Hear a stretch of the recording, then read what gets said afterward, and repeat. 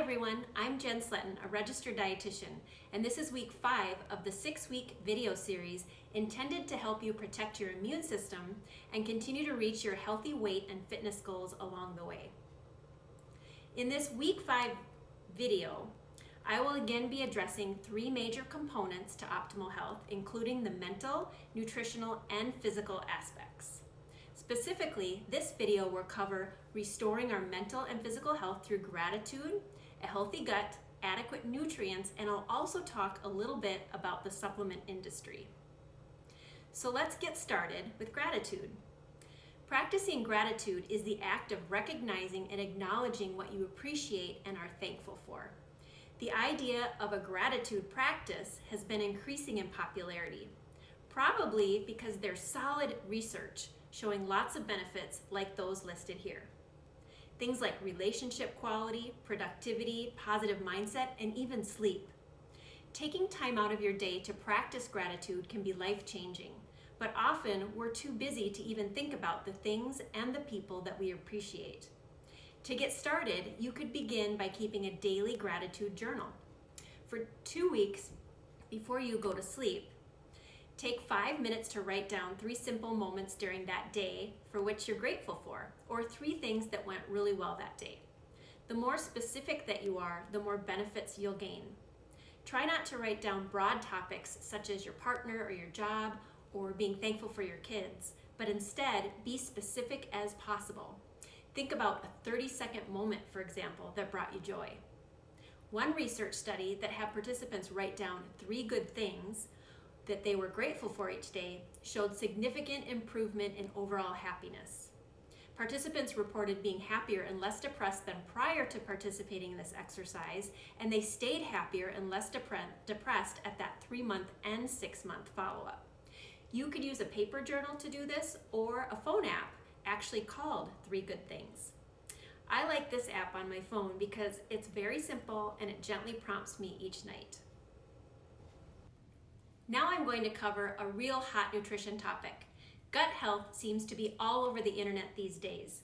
So the nutrition topic for week 5 is protecting your gut and also the importance of nutrients for your mental and physical health. So what do food sensitivities, rheumatoid arthritis, and anxiety all have in common? These various conditions have all been associated with impaired gut health or nutritional deficiencies. So where to start? If we do have digestion symptoms or very bothersome health symptoms, it is worth it to eat healthier.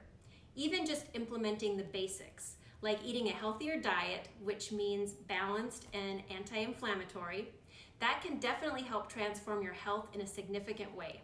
So go back to review the first 2 videos in this series to really implement a balanced anti-inflammatory way of life. Beyond the basics, though, some of us may have symptoms that need to be explored further. Poor gut health and also nutrition deficiencies can affect our digestion, weight loss efforts, energy levels, sleep patterns, mood, and motivation. So what does gut health even mean, and what's all the hype about anyways? Well, the intestinal microbiome, or gut, is very complicated, but simply put, the gut has a protective barrier, or biofilm, that includes good bacteria or beneficial microbes that offer our bodies protection. We want the good bacteria to help with giving us a healthy gut barrier, meaning a barrier that lets the good stuff through, like nutrients from our food. We also want the good bacteria to get through the barrier, since research shows that intestinal bacteria have an important role in regulating immune function, the nervous system, and energy metabolism. On the flip side, a healthy barrier can also block out the things that cause inflammation and sickness, like inflammatory cytokines or the unfriendly bacteria. This whole concept refers to our gut permeability. Research suggests that increased intestinal permeability may be associated with a number of health conditions. Here are some of those conditions listed here. Looking through this list, it could mean poor gut health contributes to these diseases, or vice versa, meaning having any of these conditions may contribute to an unhealthy gut environment. It's likely that it's a bit of both. A variety of things can increase our gut permeability, where we are letting too much through the barrier. Some are listed here. From poor diet to excess stress, many factors can negatively impact our digestive function, potentially resulting in increased intestinal permeability, inflammation, and the development of some of those health conditions that I listed. Let's think of rating our gut health in stages. So stage 0 could mean no health complaints. Stage 1, there may or may not be direct evidence of stomach or gastric distress, but maybe you have some bothersome non-gastric or non-GI symptoms that are unexplained and worth exploring further to see if there's an unhealthy gut connection. Here are some symptoms that may be indirectly associated with not enough of the good bacteria. We would call that microbiome disturbed or unbalanced.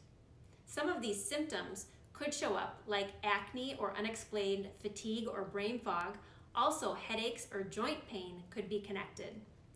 If you think that you're experiencing symptoms from this stage, you'll want to evaluate your alcohol consumption and improve your diet quality with the information from videos 1 and 2, and also evaluate for any nutrient deficiencies with a dietitian or health practitioner.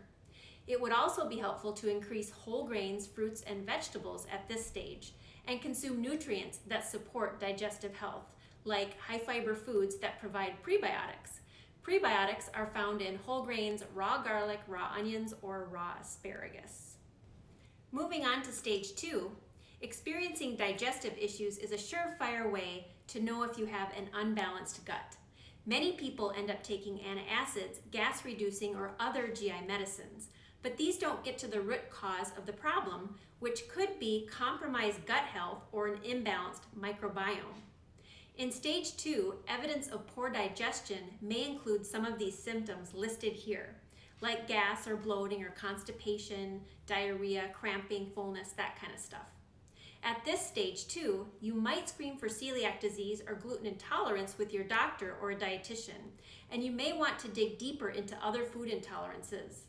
A dietitian or doctor may suggest introducing beneficial bacteria with probiotic supplements or fermented foods like yogurt, kombucha, or sauerkraut.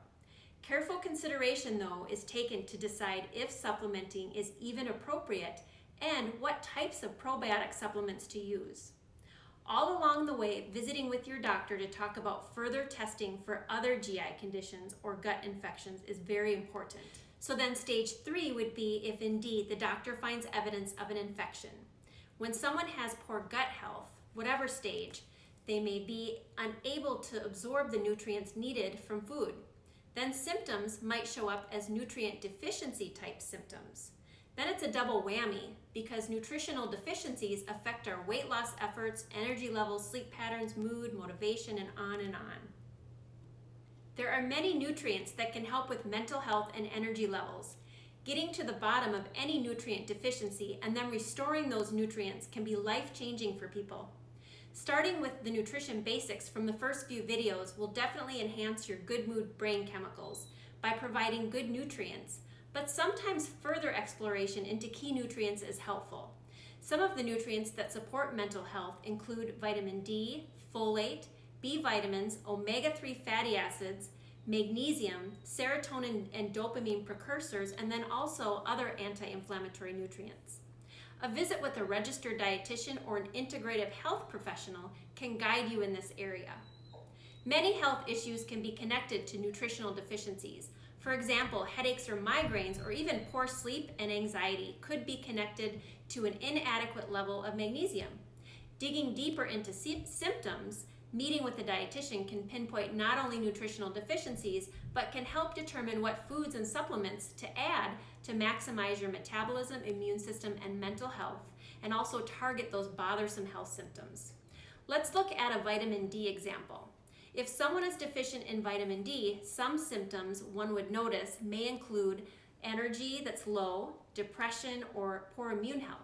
If you're experiencing these symptoms and you also know that you don't get enough sunshine or vitamin D food sources like dairy, eggs, or fish, then you may be at risk for a vitamin D deficiency. Healthy fats help with the absorption of vitamin D, so if your diet is too low in fat, you may also be at risk for this deficiency. It's important to consume foods and supplements to restore nutritional balance. After shifting towards a healthier diet, if you do decide to add in nutrients through supplementation, be mindful of making an informed choice about the supplement amounts and brands that you choose. As dietitians know, supplements aren't well regulated by the FDA. Therefore, there are several companies out there manufacturing supplements that either don't contain what they claim or contain a form of the ingredient that the body can't use, essentially making them useless. Some supplements are even contaminated with heavy metals or other toxic materials.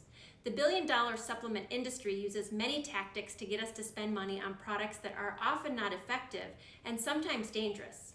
It's best to work with someone who is an expert in health and not someone who is an expert in phenomenal marketing. Sometimes the companies with the best videos, photos, or slogans don't even have a health expert on staff. Their staff may instead be 50 employees who are gifted with website design and marketing. They just really want you to click the buy button to purchase their supplements. So instead, purchase supplements from a reputable brand that uses safe ingredients, where they certify its potency and quality. Look for these labels or seals on supplement bottles that indicate voluntary third-party purity verification. Now touching on the physical aspect this week, I want to mention the importance of recovery.